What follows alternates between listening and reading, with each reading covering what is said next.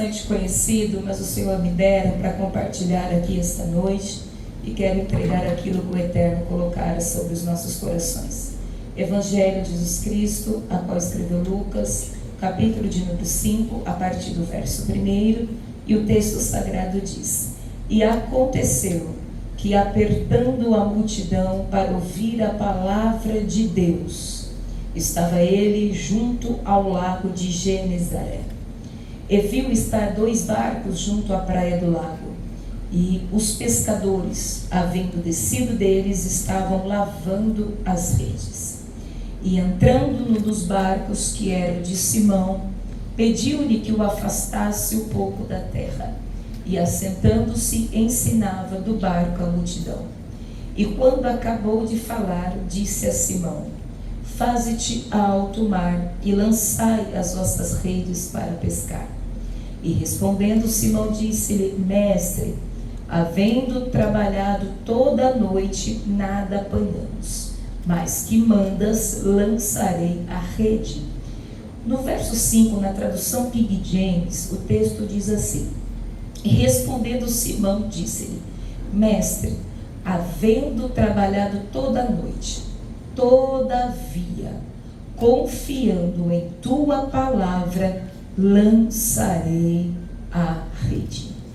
E fazendo assim, colheram. Repita após mim, igreja: colheram. Colheram. Mais uma vez, colheram. 1, 2, 3 e já, todo mundo. 1, 2, 3 e já. Colheram. Uma grande quantidade de peixes, e rompiam-se-lhes a rede, e fizeram um sinal aos companheiros que estavam no outro barco. Amém?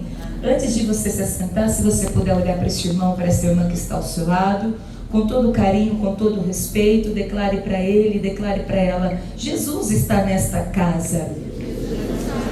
Declare para ele, declara para ela: Deus tem milagre para as nossas vidas hoje.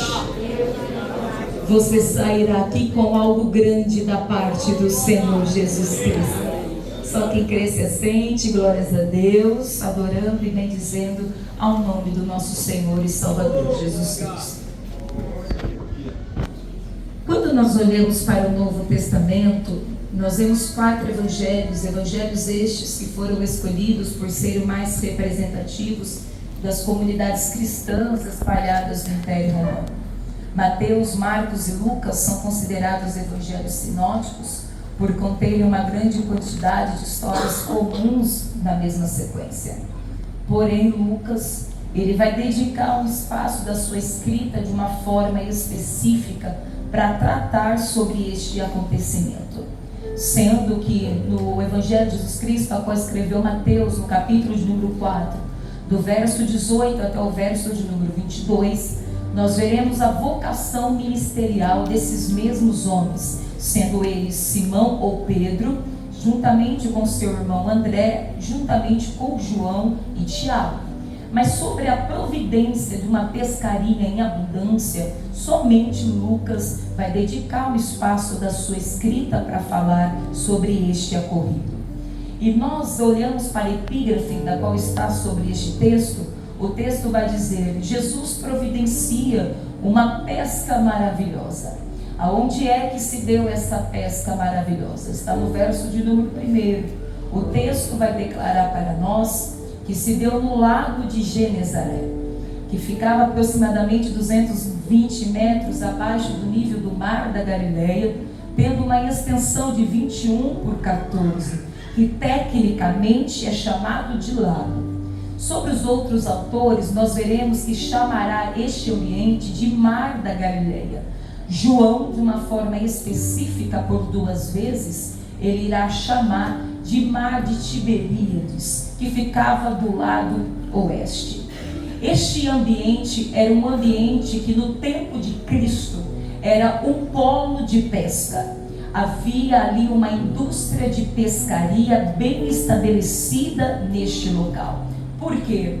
Porque ali é descrito pelos historiadores que havia uma grande quantidade de peixes em diferentes espécies, a qual então não era apenas colocado para consumo local, ou apenas para comercialização local, mas também a história vai trazer para nós que era também dada uma comercialização de deportação, que era levada para o Mediterrâneo.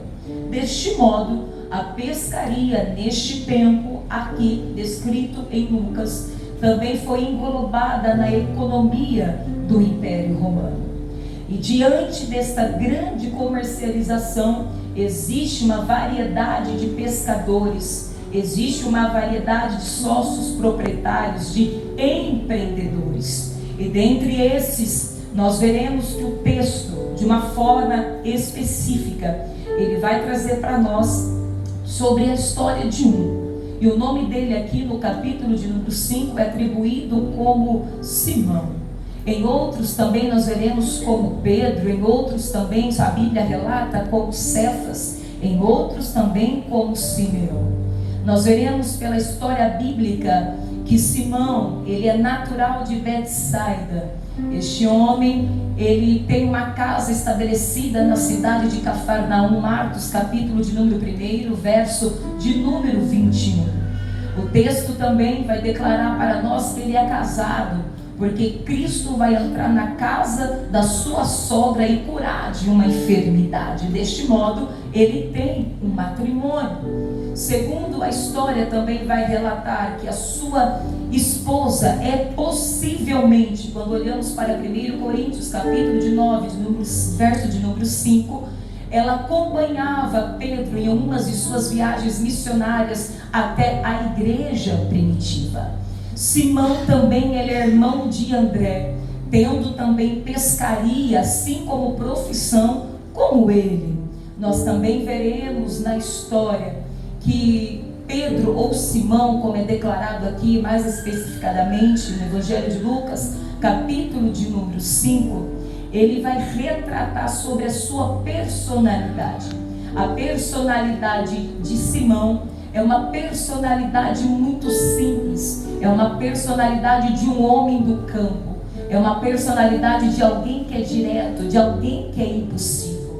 Quando nós olhamos para a retórica ou sobre a oratória de Simão ou de Pedro, nós veremos que era uma oratória muito simples. Ele falava aramaico, ele escrevia aramaico, ele lia aramaico, falava alguma coisa sobre a palavra grega, porque ele tinha que comercializar com os gentios. Mas estamos falando de alguém comum, trabalhando sobre uma área comum, da qual Cristo chamou para o seu reino, para executar algo extraordinário do céu. Quando nós começamos a ler este texto, nós veremos que num ambiente de pescaria, que num ambiente ou num polo de pesca, Deus vai começar a dar instruções sobre vida de pessoas. A primeira coisa que o Espírito Santo colocar sobre o meu coração é algo claro sobre nós. Não se vive um milagre se não passar pela sala, melhor dizendo, do ensinamento. Para entrar no ambiente do milagre, é necessário passar pela sala do ensinamento. Ninguém viverá o milagre do verso 6 se não passar do verso 1 ao verso de número 5.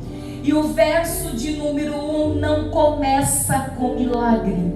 O verso de número 1 não começa com sinais. O verso de número 1 não começa com prodígios. O verso de número 1 começa com ensinamento. O texto vai declarar para nós que existe uma multidão que aperta Jesus. E o apertar Jesus não é para pedir ou solicitar milagres, mas o apertar Jesus é para ouvir a sua palavra. É Cristo nos ensinando. Só saberá viver o milagre do verso 6 quem sentar para ouvir o ensino do verso de número 1. Ninguém saberá viver o que é o milagre se não assentar para ouvir primeiro a palavra da qual é instruído sobre as nossas vidas.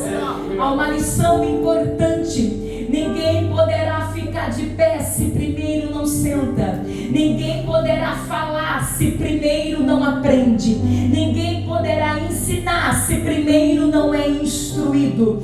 A palavra do Senhor entra na sala do ensinamento, porque na sala do ensinamento não tem holofotes, mas tem instrução divina.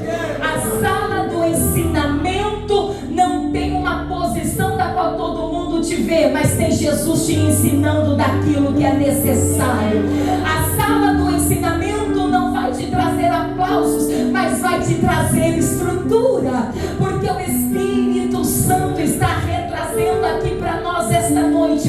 Primeiro eu te ensino, depois eu mostro o que eu vou fazer sobre a tua vida. Primeiro eu te instruo, depois eu abençoo a tua história. E eu sinto a graça de Deus aqui, por quê? Porque quem está pedindo para ouvir a palavra do Senhor Jesus não é apóstolo. Quem está pedindo para ouvir a palavra do Senhor Jesus não é discípulo. Quem está pedindo para ouvir a palavra do Senhor Jesus não é fariseu, não é escriba, não é doutores da lei, mas quem está pedindo é uma multidão, porque está com fome, com sede daquilo que é do céu. A palavra em Amós vai dizer que haverá um tempo que não terá fome nem sede de água, mas haverá fome e sede de pão. Nós não estamos aqui por causa do milagre. O milagre é consequência daquilo que Deus pode fazer sobre as nossas vidas. Nós estamos aqui por causa da palavra, e a palavra é o verbo que é Cristo. É Ele direcionando sobre nós. Se você veio por causa dele, então você acredita que grandes coisas acontecerá. Por quê?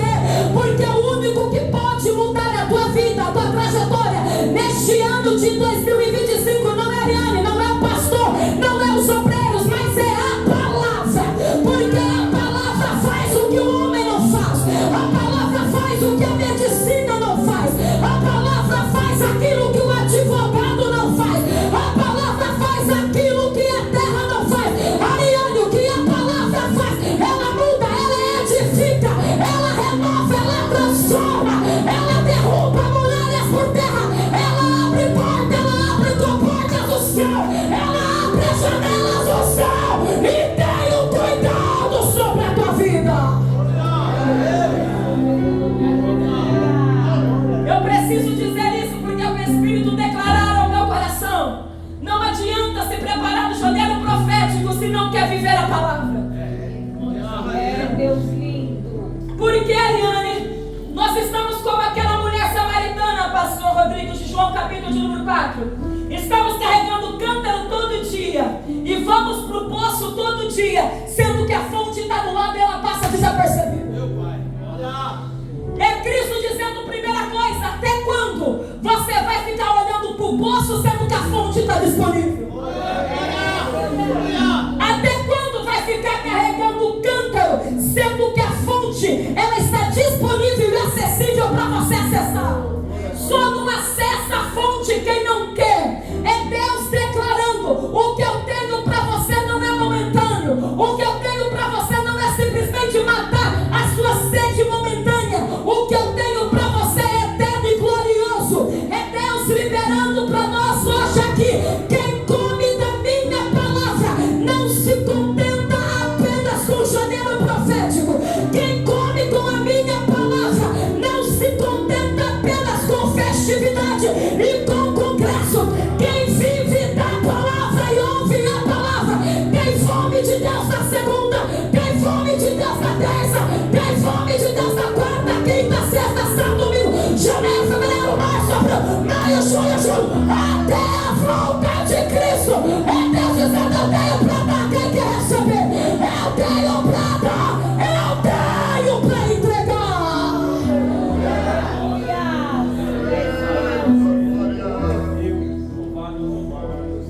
Jeremias capítulo de 2, versos de número 13.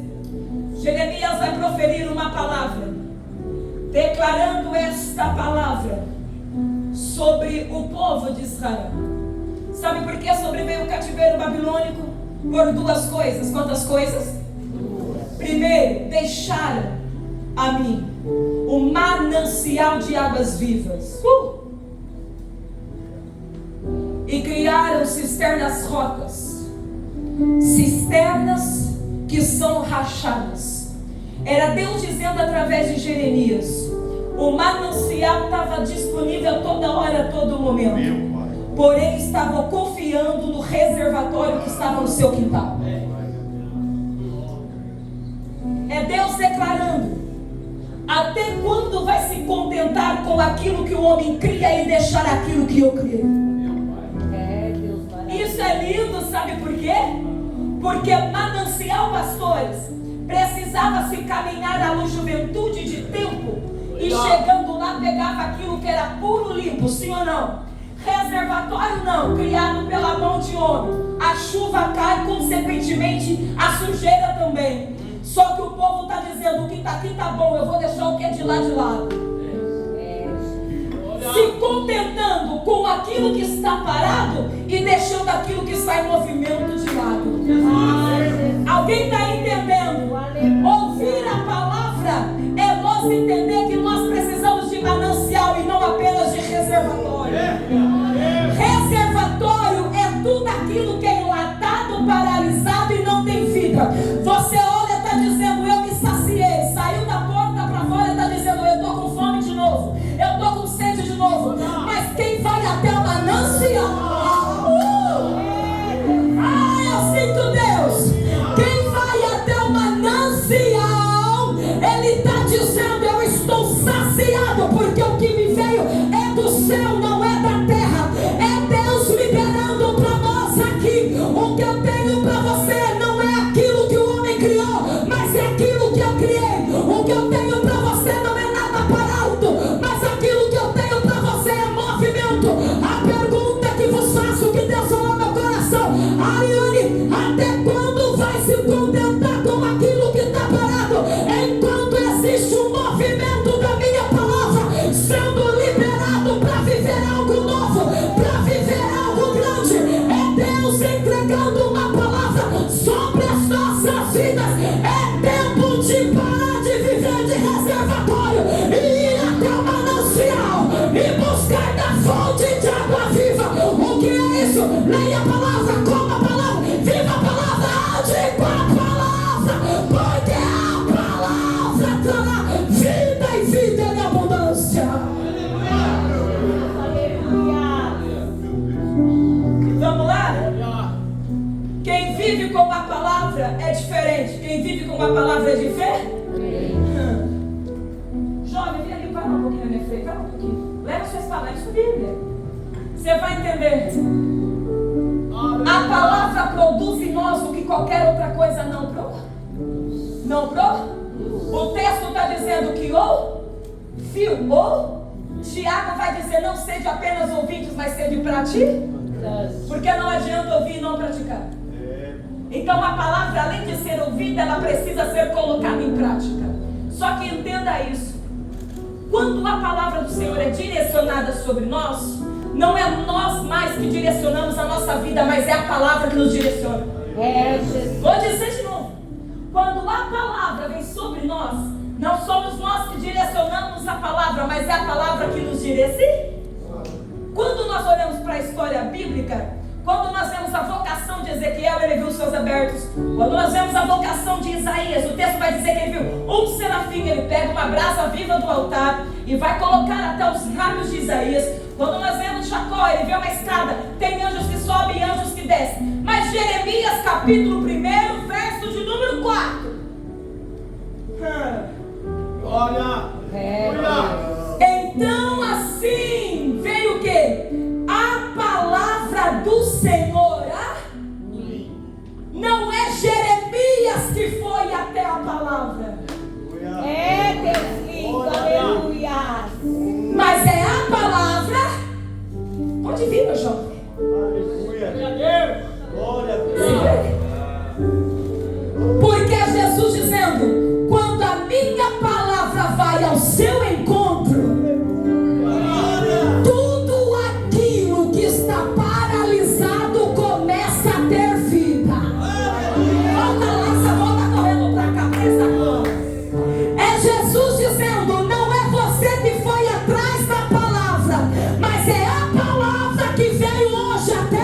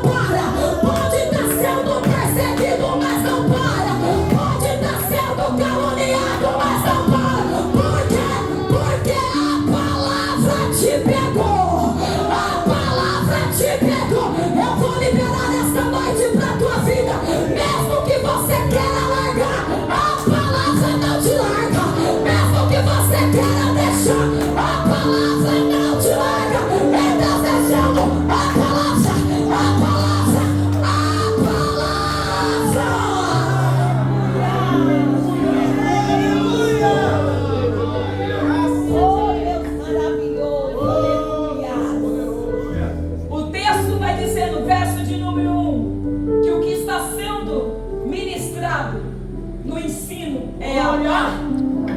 Então, mesmo que a gente queira largar, a palavra não nos. Você pode olhar para alguém e falar assim: você não vai parar, porque a palavra não vai te deixar. Oh, Deus. O texto continua dizendo: e viu o Senhor, e viu estar 2 barcos junto à praia do lago, e os pescadores haviam descido deles, estando lavando as redes. O texto sagrado está relatando para nós que nesse ambiente de pescaria, nessa indústria de pescaria, Deus Cristo, melhor dizendo, verá 2 embarcações. O que nós precisamos ter sobre a nossa mente, que não existia especificadamente apenas essas 2 embarcações, sendo que ali era uma indústria de pescaria, então havia muitas e muitas outras embarcações. Só que Jesus está chegando no lago de Genezaré e ele olha 2. Primeira coisa, Jesus não vê os barcos por falta de opção, porque opção tem muita. Jesus está vendo aqueles barcos por decisão. Então vamos lá. Se Jesus escolheu o meu barco, o teu barco, para fazer uma grande coisa esse ano, É isso aí. Vou dizer de novo. Se Jesus escolheu o meu barco e o teu barco para fazer uma grande coisa esse ano, a decisão é dele. E primeiro, não é o homem que está dizendo Jesus é aquele barco, é ele que está dizendo eu quero aquele barco. Vou dizer de novo. Uma coisa é alguém declarar esta embarcação, outra coisa bem diferente é Jesus dizer é eu que escolho este barco.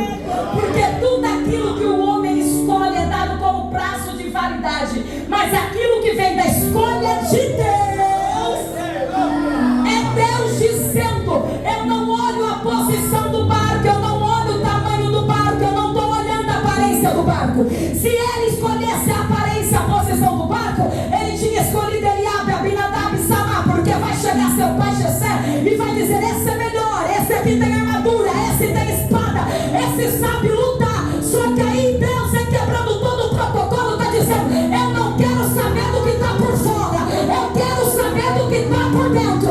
Vai lá atrás das malhadas do campo, não tem estatura, mas tem a presença. É alguém que está tocando harpa, está cuidando de ovelha, está cuidando do rebanho do papai. É Deus dizendo: eu escolho coisas improváveis para confundir as prováveis. Eu pego os incapacitados para capacitar, para mostrar que sou eu, o Deus que faço coisas gloriosas.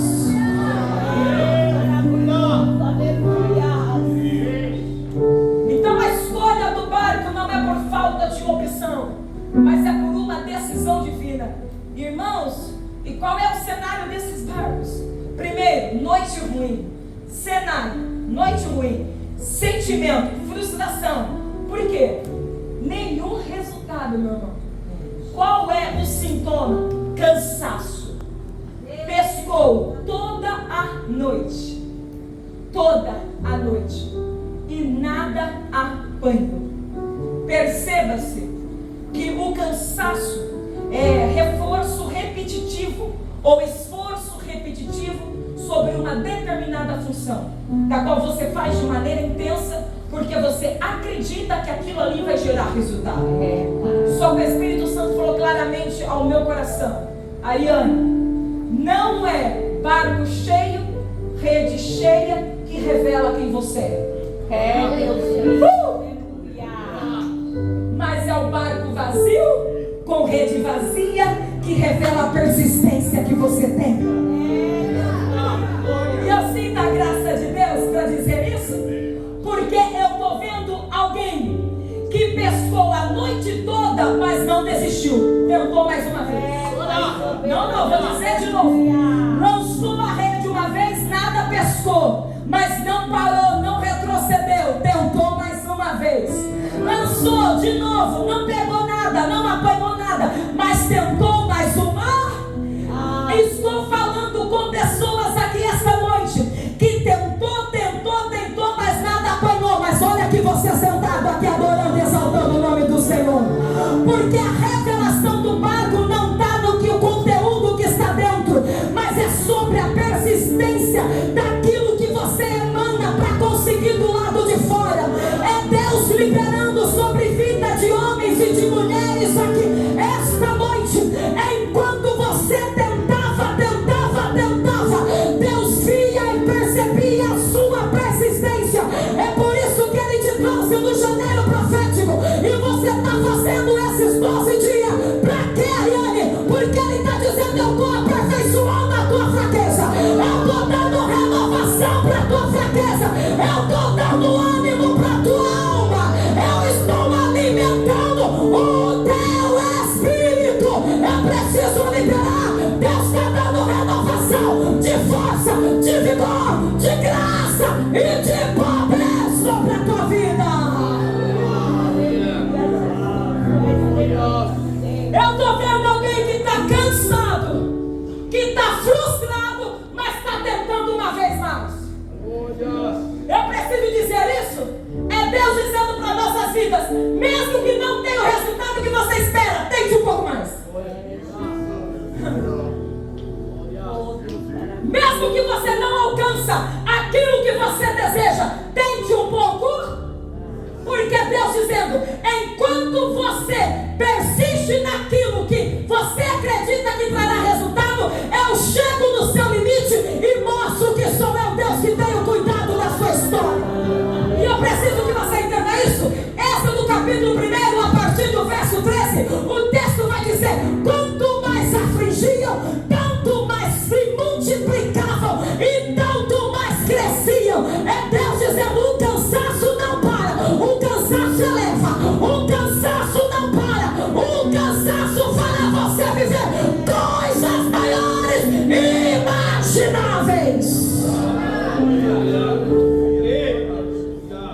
Então vamos lá, meu irmão.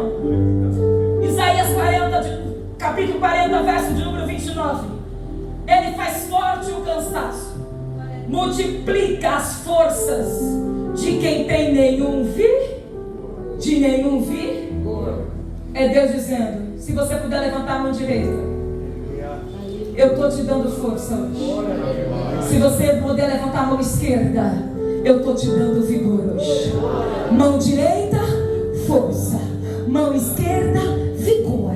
Mão direita, força. Mão esquerda, vigor. É Deus dizendo: enquanto você persiste, eu chego no limite e revelo o meu poder na sua fraqueza.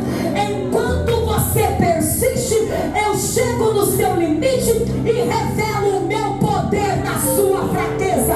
Enquanto você persiste, eu chego no seu limite e revelo a minha grandeza na sua fraqueza. Ariane, eu creio isso. Tem gente que está respirando, falando é o último fôlego. É Deus dizendo: você não vai parar, você não vai estacionar, porque eu estou dando força e estou dando vigor. Você não vai retroceder, você não vai largar a bandeira, você não vai pendurar a harpa, você não vai estacionar seu ministério, você não vai parar de pregar, você não vai parar de louvar. É Deus dizendo: força e vigor, força e vigor, vigor e força para a tua vida.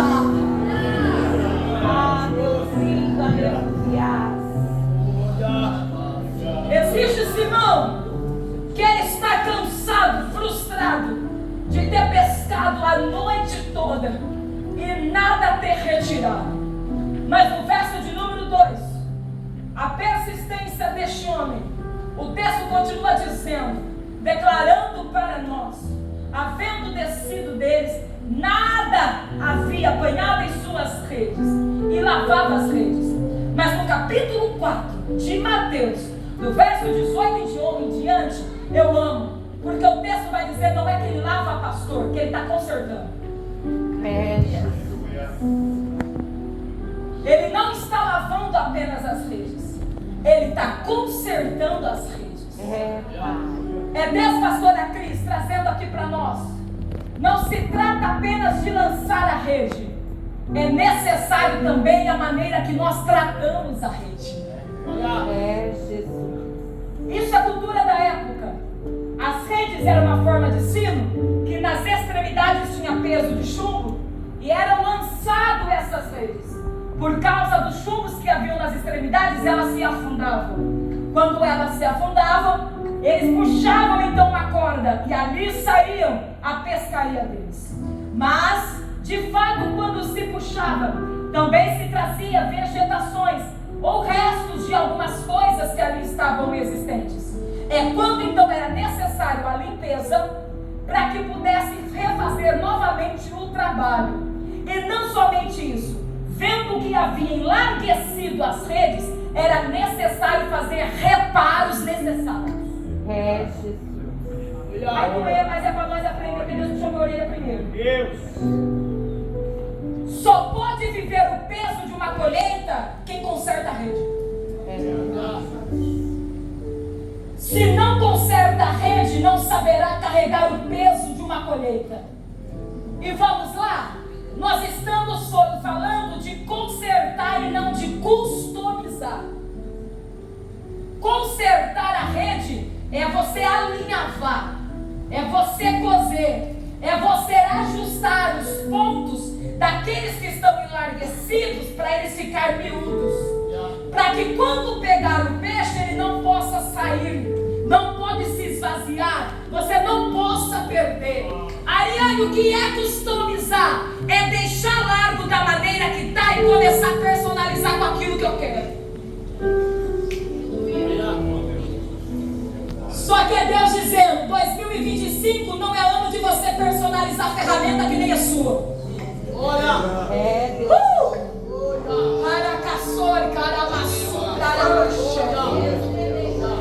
A ferramenta é emprestada, é dada, atribuída a nós. Quem deu? Foi Ele. Então os reparos para ser mantida a ferramenta intacta precisa ser feita. E como é que eu faço isso, Ariane? É tempo de ajustar aquilo que está largo. Não adianta tampar dizendo está fechado, mas está largo. Não adianta dizer está perfeito, mas Deus está dizendo está largo. Não adianta declarar está tudo certinho, mas Deus está declarando precisa colocar esse negócio no lugar. É Deus declarando para nós: ferramenta minha não precisa de enfeite, ferramenta minha não precisa de personalização, ferramenta minha não precisa de incrementação, ferramenta minha precisa estar lapidada na minha presença. Não é como o homem quer, mas é como eu, Deus, quero. É como eu, Deus, Senhor, peço. Então é Deus dizendo: o que adianta ter lamparina se não tem azeite? O que adianta ter harpa se não tem corda para tocar? O que adianta ter flauta, mas não tem fôlego para soprar? É Deus dizendo: é noite de ajustar, é noite de ajustar para viver coisas grandes. É apertado, a porta é estreita para vivermos coisas gloriosas.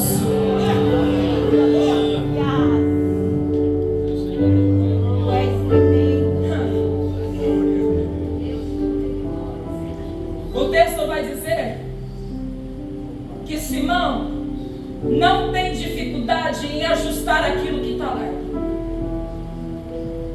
Por quê? Porque ele fala: eu tenho outro dia, trabalho amanhã. Ele entendia: se eu for assim, não conseguirei pescar o que é necessário. Embora a palavra ainda não tinha sido liberada. Como pescador humano apenas, ele já entendia: ferramenta de trabalho não pode ser levado para o trabalho de qualquer maneira. Meu Deus! Caracaçore, caramarcheio. Aramaçume, aramás. E como é que podemos tratar as coisas de Deus de maneira demasiadamente, de maneira relaxada? Não é nosso, mas é dele. Oh, não fomos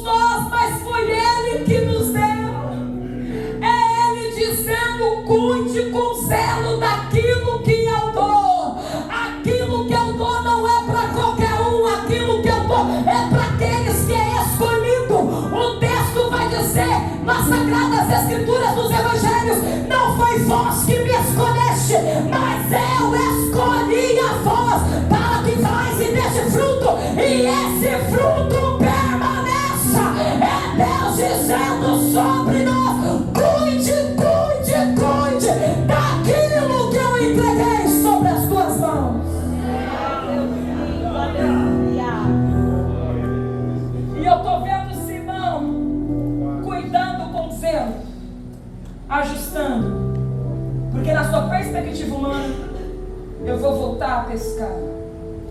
E para mim pegar alguma coisa, precisa estar ajustado. É quando que o texto vai dizer que Jesus vai chegar. E nesse limiar do cansaço da frustração, de costurando aquilo que estava enlarguecido, Jesus vai dizer: empurra um pouquinho para o alto, empurra um pouquinho para o mar. Jesus já tinha entrado dentro do barco, só que Jesus está dizendo: empurra um pouquinho, Simão, ou Pedro, empurra um pouquinho, empurra um pouquinho. Jesus falou claramente ao meu coração: Ariane, eu não queria apenas o barco de Pedro ou de Simão, mas também eu queria os seus braços. Oh, Deus lindo. Eu também queria suas pernas. Eu também queria os seus olhos. Eu também queria os seus ouvidos. Eu também queria a sua boca. Era Cristo dizendo: eu não queria apenas a embarcação, mas eu queria um Pedro ou um Simão por inteiro. Eu vou dizer pela segunda vez: queria por inteiro. É Cristo declarando para nós aqui neste dia de hoje: eu não te quero pela metade. Eu não te quero apenas uma metade. O que eu quero esse ano é você por inteiro. Não é apenas algo que é de maneira minuciosa ou algo paralelo, não, ou algo parcial, não. É Jesus dizendo: eu quero o seu barco, eu quero a sua família, eu quero a sua casa, eu quero os seus negócios, eu quero o seu estudo, eu quero os seus sonhos, eu quero os seus projetos. E minha irmã, eu sinto um peso nesta palavra. Uma coisa é eu dar para Deus de maneira parcial, é eu dizendo: Deus, só faça até aqui que tá bom. Mas quando eu dou tudo para Ele, quando eu entrego tudo na mão dele, é Ele dizendo: então agora você deixa, agora você se tranquiliza, agora você se acalma. Por quê? Porque agora quem vai fazer sou eu, quem vai trabalhar na tua história sou eu, quem vai tomar o controle da sua vida sou eu. É Deus dizendo: eu quero tomar o controle, eu quero tomar o controle, eu quero tomar o controle, eu quero estar no controle da tua área sentimental, eu quero estar no controle da tua área ministerial, eu quero estar no controle da tua área física, eu quero estar no controle da tua área financeira, eu quero estar no controle da tua alma. É Deus dizendo: deixa comigo que eu faço, deixa comigo que eu realizo, deixa comigo que eu trabalho.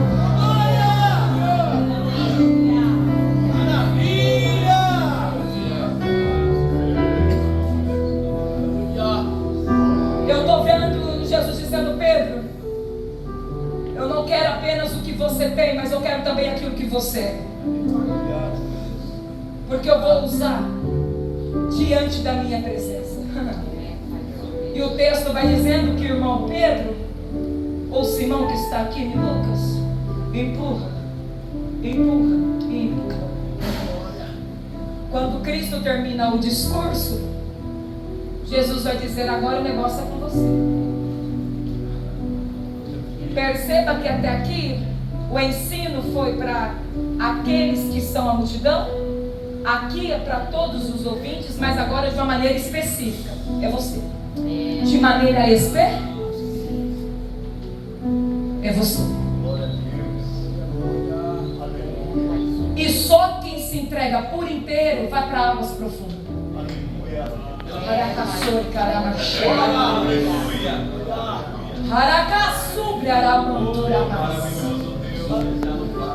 Só quem se esvazia e se deixa ser dominado por Deus é que vai para alto mar.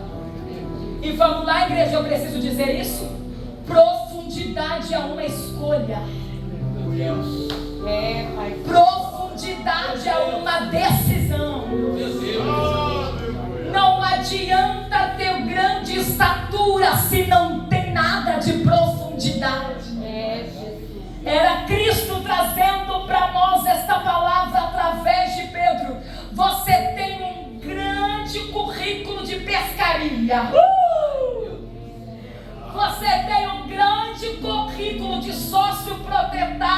e também de empreendedor. Mas o que eu tenho com você a partir de agora não é o que todo mundo vê, mas é o que eu quero fazer.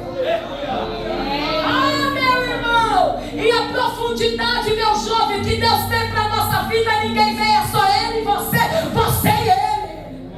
É Ele dizendo para nós lá no alto mar: não é cabível quem você quer, só é cabível eu e você, porque eu vou revelar os meus mistérios ocultos sobre a tua vida.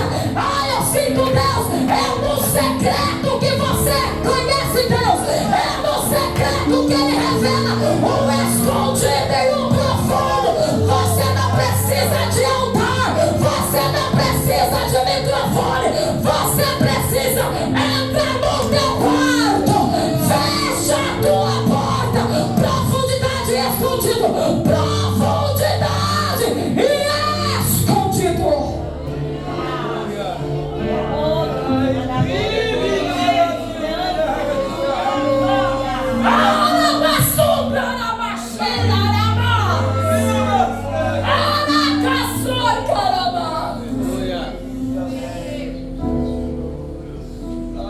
Esse aqui é o 47.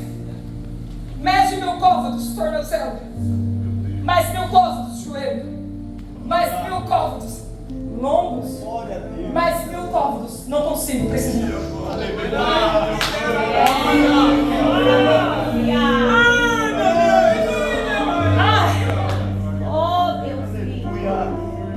Meu irmão, com Deus não tem limite, com Deus é medida.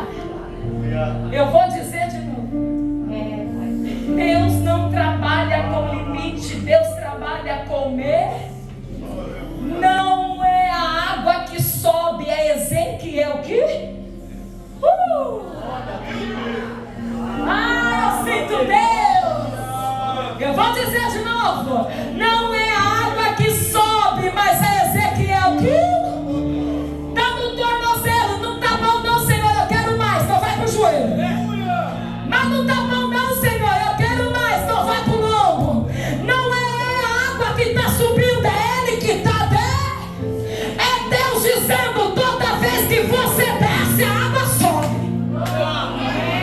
Toda vez que eu e você descemos, a água submerge sobre a nossa vida.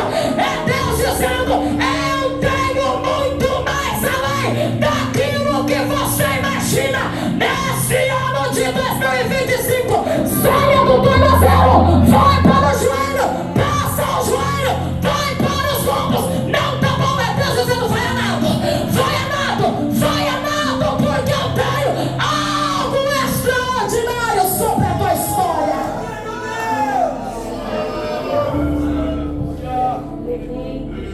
Então vamos lá, ir para alto mar é descer, não é subir.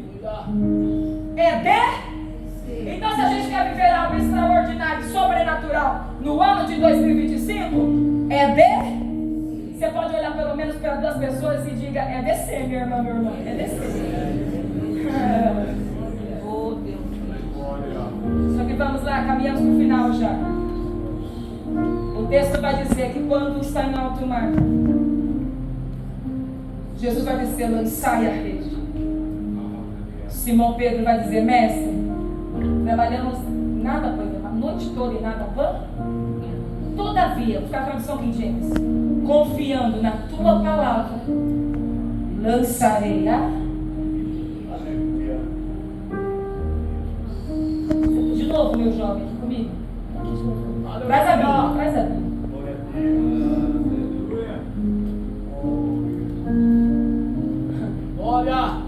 Simão está dizendo: nada pescamos, mas por causa da pá, lança. Quem está do lado de fora está olhando a rede. Glória a Deus. Glória. Quem está no ambiente de fora está olhando a. Mas quem está lançando é a.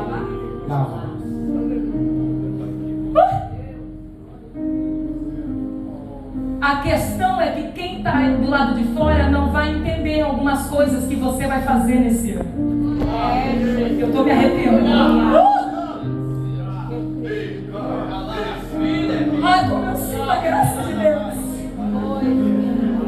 Quem está no ambiente de fora, meu jovem, não vai compreender aquilo que você vai praticar esse ano. Pastora Cris, Pastor Rodrigo, esse ano algumas pessoas não vão compreender as estratégias que Deus vai dar para vocês esse ano.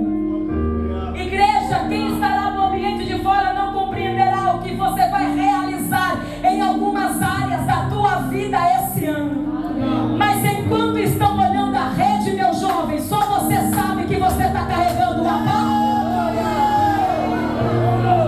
Aí Deus está dizendo para nós aqui, eu já estou encerrando, não tenha medo de lançar a pá. Não tenha medo de lançar a pá. Ariane, está deserto, lança a palavra. Ariane, não tem vida, lança a palavra. Ariane, a porta está fechada, lança a palavra. Ariane, está diagnosticado como algo infalível, Deus está dizendo, lança a palavra, porque eu farei sinais, prodígios e maravilhas. Deus abençoe, meu querido.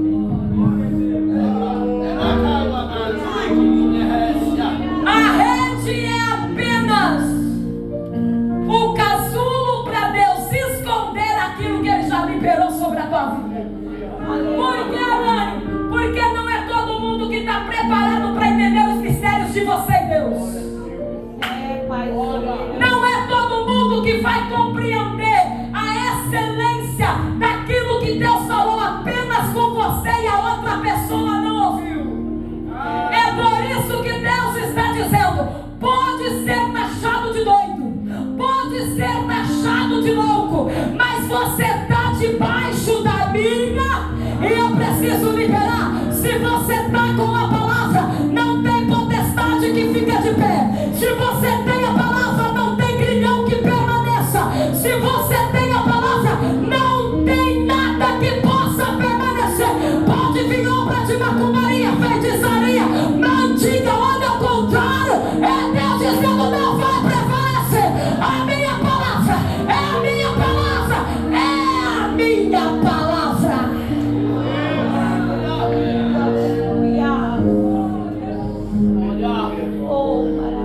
Confiando na sua palavra. Verso 6. E fazendo assim, colheram. Repita após mim, colheram.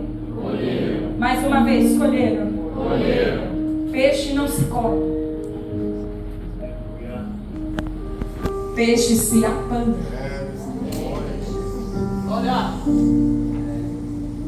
Só que o texto está dizendo que colhe. Lucas capítulo de número 8, verso de número 11. A palavra do Senhor é a semente.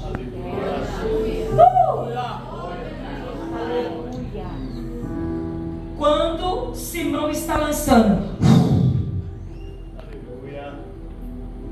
ele não está lançando a rede, ele está lançando a palavra que é a semente.